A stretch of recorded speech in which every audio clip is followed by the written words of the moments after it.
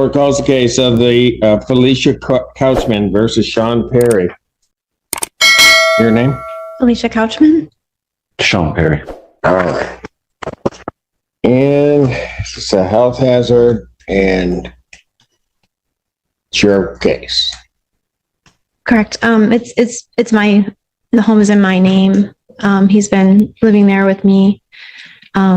He's had a lot of drug use, and there was a lot of paraphernalia and drugs. And on December 6th, I came downstairs and there were needles and drugs, and he was passed out. I was able to get him to come to. Later in the day, I could not get him to come to. I had to call an ambulance. Okay. Sir, what's your position on having to move out of the premises? Well, Your Honor, It's out of your pocket. I've since gotten in treatment with the doctor and a nurse.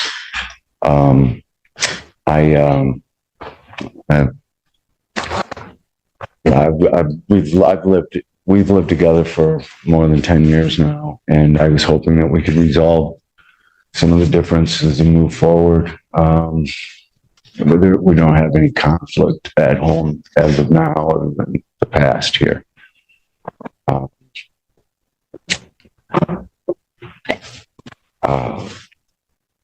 I'm basically, I did call to legal services to get some advice legally. And I'm waiting for a call back. And so I'm just kind of rolling with the punches, see what I need to do.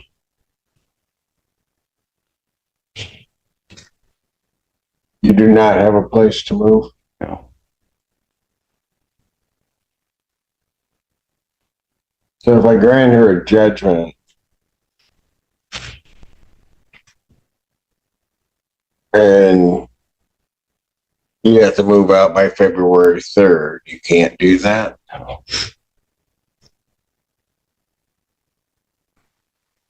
No, I really don't. I mean, I've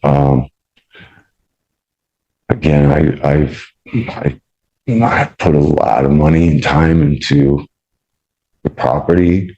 I haven't talked to anybody about it. I haven't had a chance to talk to and get any legal advice. I don't really know what my position is.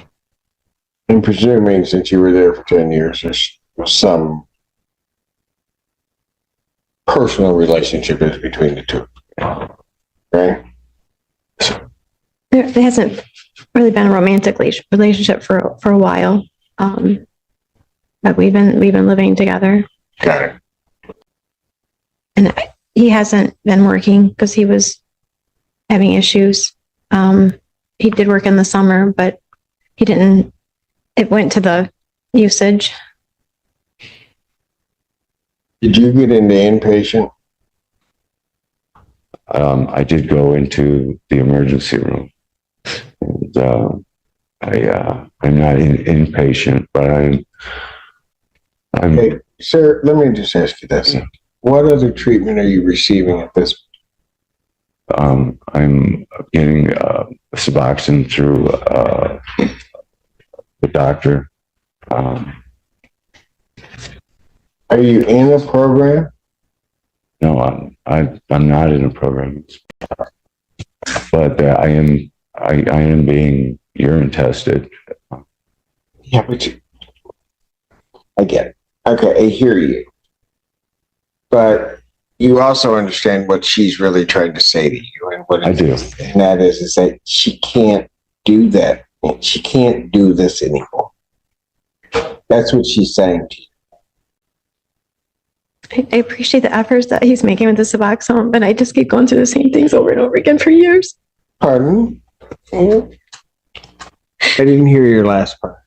I appreciate what he's trying to do with the Suboxone, because he was like self-medicating with methadone and then heroin. But it's a pattern. Oh, yeah. 55 years old. He chased me to the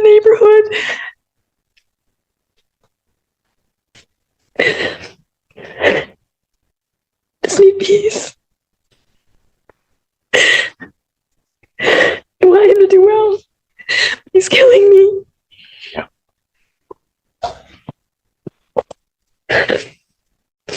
Sorry.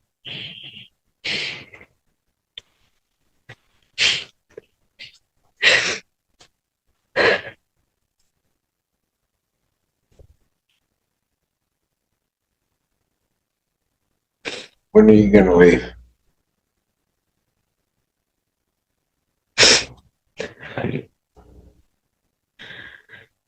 Pardon? So I was told by Felicia that we would work something out. We were working something out. Hang on a second. Let me just tell you something. Yeah. And I've been doing this for a long time. You're talking to me like an addict. You're not answering my question. You're trying to direct the conversation in the way that you want it to go.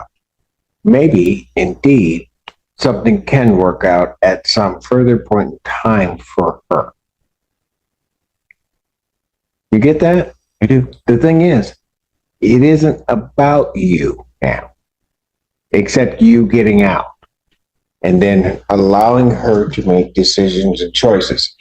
If you get out and then she finds it within her to be able to accept you back in some way, some form, in some structure, that's her business. But right now, what she's telling you is you have to go. And while she didn't say this, I don't think she wants it to be in some fashion where the sheriff shows up and just starts dragging you out. I don't think she wants that. But you need, if you don't tell me when you can go and be out, I'm going to give you the 20. It's going to be real simple for me. I think month would probably be reasonable. Ma'am, what do you believe? I'm open to giving him a month You're open to that? for a month. Okay. Here's what I'm But going he to has do. to be, he has to treat me cordially. Pardon?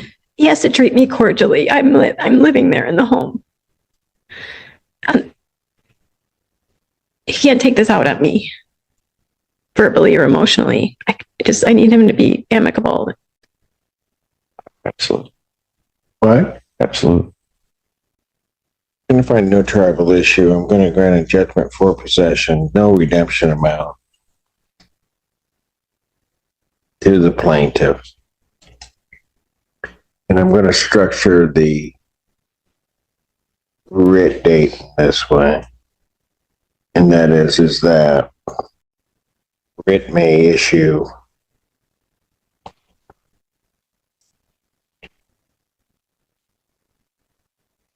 February 3rd.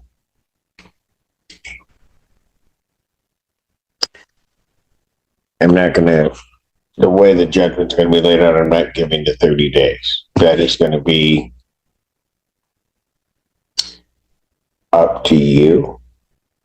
If you want to give him that 30 days, I've heard what you said and that you're amenable to.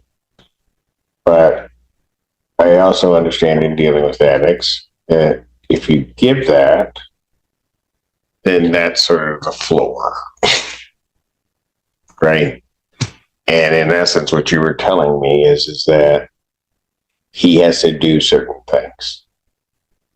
So, while being gracious and giving the 30 days, my feeling is, and the way I look at it, is he's got to earn it. And sometimes just earning that is the day-to-day of just treating you like you should be treated.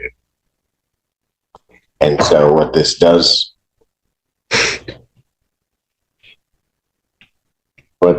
ma'am, is it maybe shifts the power dynamic in a way, maybe.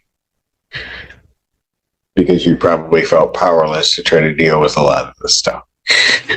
So, he doesn't treat you right, and you can come down, just file the paper, and I have a good memory, so I'll remember and I'll sign off on that. You got to fill out a judgment for me, okay? And then if he doesn't treat you right, I'm not going to ask a reason. I'm not going to ask anything along those lines. I will be signing off on that writ of restitution to have him removed from the premises. Do you understand that, sir? All right. So what I might suggest, Ms. Ledling, if you could get her a judgment so she has that filled out prior to her leaving the court. All right. Thank you. I walked into marriage believing in the simple promises we all grow up hearing about: compromise, communication, shared dreams, and yes, even the occasional uncomfortable family dinner. What I did not expect was to be asked to give up my own home, not by a stranger, not by a bank, not by a lawyer, but by my own father-in-law.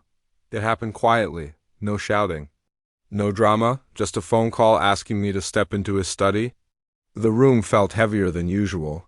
He looked at me calmly, almost politely, and said the words that changed how I would forever see him. "Sign over your house. My daughter deserves better." For a moment, I honestly thought I had misheard him. My house? The place I had spent years fixing with my own hands? The walls that had watched birthdays, arguments, laughter, late-night talks, and financial stress. The home I paid for month after month when no one else was helping. I blinked. I tried to stay respectful. I said, "This is our home. We bought it together. This isn't about who deserves what." He didn't raise his voice. He didn't argue. He simply shrugged.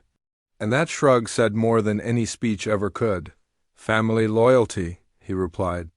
"My daughter deserves security. And you have enough elsewhere." That was the moment I realized something painful. This was not about love. This was not about protection. This was about control. In his mind, my role as a husband was secondary to his role as a father. My contribution meant nothing if it stood in the way of his authority. At first, I laughed. Not because it was funny, but because the shock was too big to process. Then I stopped smiling, and I said something I had never expected to say to my wife's father. "Legally, this house is mine, and morally, you don't get a vote in our marriage." The silence that followed was heavy. He didn't expect resistance. He didn't expect clarity. He didn't expect boundaries. Then something even more unexpected happened. My wife stepped forward. She didn't whisper. She didn't hesitate. Her eyes were firm. "He's right," she said. "This is our home. And this conversation ends now." That moment changed everything. Because in many families, loyalty is demanded, not earned. And silence is expected, especially from partners who don't belong to the bloodline. But she chose partnership over pressure, marriage over manipulation, truth over tradition. That single sentence did more than protect a house. It protected a marriage. You see, entitlement is a dangerous thing. It makes people believe they can rewrite ownership, rewrite effort, and rewrite reality simply because they feel emotionally invested, but feelings do not cancel contracts. And love does not require surrendering your dignity. Some people confuse family authority with moral superiority. And when that power is finally challenged, it feels like betrayal to them, even though it is actually just fairness. We kept the house. We changed the locks. And something else changed. 2, the relationship. It became quieter, colder, more distant, but strangely healthier. Because boundaries don't destroy families. They expose which relationships were built on respect and which were built on fear. Now, whenever he complains, whenever he brings up how things should have gone, I don't argue. I simply smile, and I say, "Better luck next time." Not out of cruelty, but out of clarity.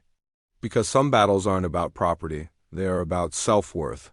They are about whether your marriage belongs to the two people inside it, or to the loudest voice outside of it, and this one. This wasn't just a legal victory. It was a personal one. It was the moment we stopped being managed and started being married. If this story made you think about family boundaries, marriage, or standing up for yourself, like this video, subscribe to the channel, and share it with someone who might be facing silent pressure inside their own family, and tell us in the comments, where do you draw the line between family loyalty and personal respect?